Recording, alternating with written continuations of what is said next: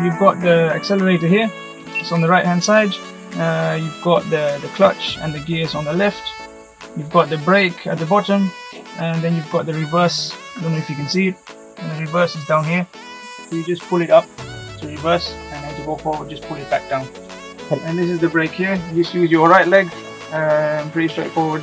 So just push down on the brake, and then you've got the handbrake. This is the handbrake. So you just pull it down to release, and then to use the handbrake, just pull it up. And this is the accelerator. It's just like a bike. So exactly the same way.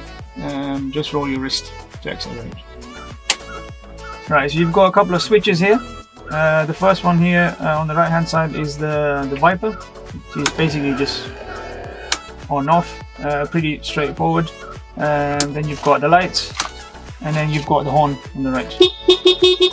And on the left hand side you've got a couple of buttons. That's basically for your signals, so left, right, and then you've got the headlight switch.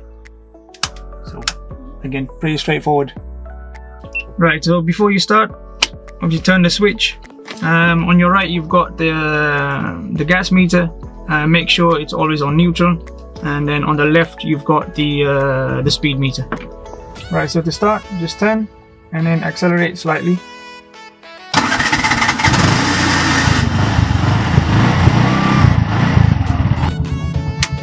Just turn the key. Right, so on the left you've got the gears and the clutch. This is the clutch. You've got the gears 1, 2, 3 and 4. You can't see that, but you can see the 4 here at the bottom. So yeah, let's just start and see. So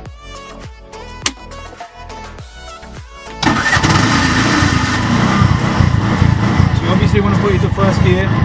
So you just hold the clutch and then put it into first gear. Into first gear.